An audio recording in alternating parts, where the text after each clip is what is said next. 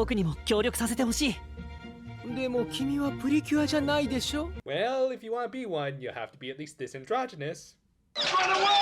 Run away! Run away! Continuing right from where we left off last week, the Precure went with Sheep Tachibana to the fantasy world this season, the Nico Garden, and its knockoff Mario World designs, which on that note... Yeah, a garden full of animals that just keep on saying, smile, smile, smile. That sounds absolutely terrifying to me. Honestly, a pretty generic fantasy world, not helped by the standard lore that we were gonna get in a sec, but first they had to fix the ostrich from the last episode, and they did it with some very questionable product placement. 召し上がれ。 Ah, I see we're still carrying on to the tradition of teaching kids how they should feed animals things that they really shouldn't be eating. Seriously, I wouldn't be surprised if there were actual kids who did this at the zoo because they saw this show. And yeah, they immediately followed that up with Iroha telling Komugi not to eat the quote-unquote fruits of this land, but then she let her eat them in her human form, which just raises the question what's going to happen when she turns back into a dog and that stuff is still in her tummy. Also, it doesn't negate the fact that y'all just gave a gummy bear to an animal who also apparently came from our world, so yeah, I'm still gonna count that as a bad influence. Still on that note, Tachibana explained some of the lore of this world. この昔、ニコ様と共にこの地に来たのです。ニコさん。 There was also that time she made a pact with a devil because some brat didn't finish her story, but I'm sure that's not too important right now. I mean, it would at least explain where the evil force of this show came from that apparently made Nico disappear along with a good chunk of the garden's population. And even though this would be a good point to further elaborate, or at least give a few hints about what the Precure were dealing with, this was pretty much all Lamb Chop could say for now. Are you saying that to Komugi or Yoshi Minarita? Iroha then did bring up the good idea that they should get Satoru in on this stuff, considering his encyclopedic knowledge about animals, but of course, secret identities and all that. Though, what else has Naita written? And people call me crazy when I say this writer can't give up on the same old tropes over and over again.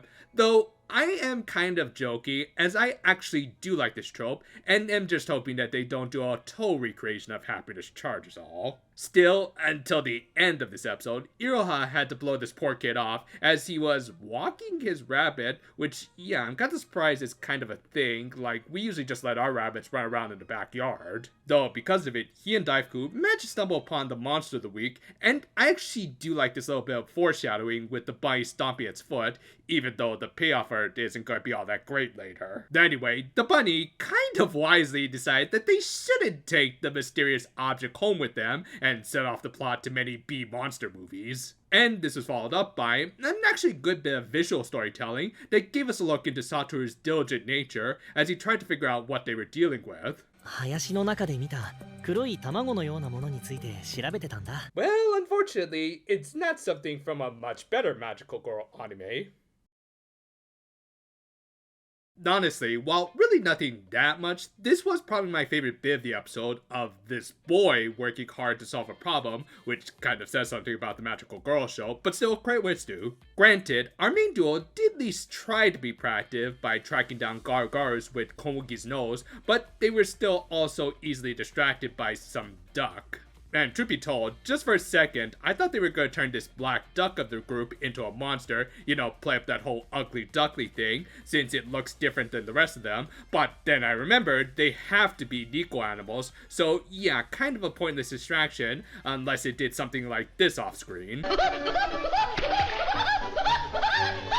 On that note though, the egg hatched, releasing a rabbit Gargar just as Satoru stumbled upon it again. And once again, this show went out of its way to make Iroha look like the true lead cure when she was not only the first to transform, but also doing it right in front of Satoru, realizing that it was way more important to save the boy rather than trying to maintain a secret identity from a close friend. Honestly, a good character moment for her. No, and Komugi was there too, I guess. Anyway, they took on the evil Pier Rabbit in arguably the weakest confrontation so far, in that there wasn't even an actual chase or anything, which is weird considering this is an animal that's commonly known to be chased. Moreover, and while they did kind of cleverly call back to the earlier scene of Daifuku stomping its foot to signify that it sensed danger and prove that Thumper's full of crap, it didn't exactly make a whole lot of sense as a solution here. Like, if the idea is that the Gargar is feeling anxious here, then shouldn't they be speaking to it from a distance and not approach it as though it were freaking Dio? And I get that they're at least not lunging at Judy Hopps, but this is also pretty much the same solution that they've used for every conflict in the show so far, which doesn't make it feel like Satoru had to even be here, even though this is clearly supposed to be his first big contribution to this team. I've got a few more gripes I want to bring up, but we'll save that for the closing thoughts. Anyway, they tamed the rabbit, in a way that I think even Bugs Bunny would be saying that they should put up at least a little bit more of a fight, and it was purified into, Rablin at home. 二人はプリキュアだよ。 Thus, they returned the fairy to its home and introduced Satoru to Tachibana. ああ、ニコ様に叱られる。 Oh, come on. What could she possibly do to you? Oh, well, sucks for you. And with that, the episode ended with Satoru, oh god, I just realized that both of their names start with an S, joining the Precure's efforts to hug every rabid animal they find.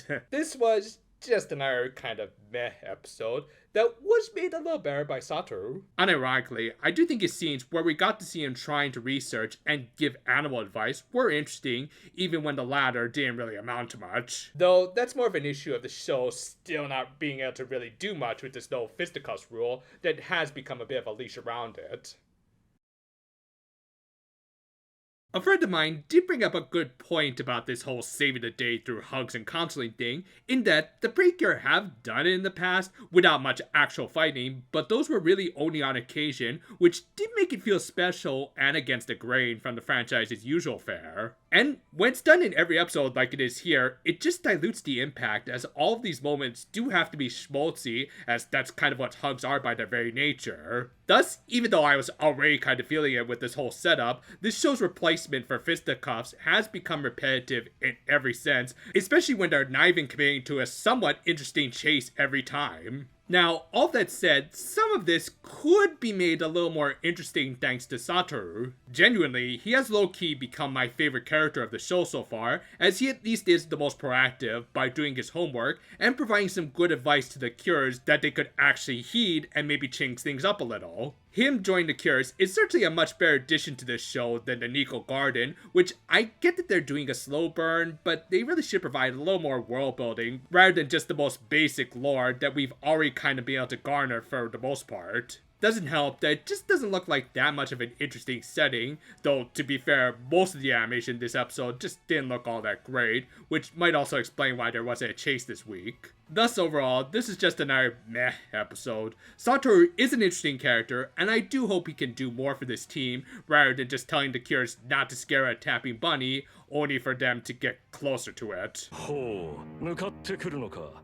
逃げずにこのディオに近づいてくるのか。 Thank you for watching what's likely going to be our penultimate weekly review for Precure, at least for a little while. Starting in March, we are going to switch over to short for these reviews, as frankly, I need the break from these longer reviews, and I'm not sure if we're going to have that much to talk about anyway. Still to look forward to those, as well as what's going to replace those reviews, and until then though, for now my friends, and... Okay, we were just wrapping up anyway.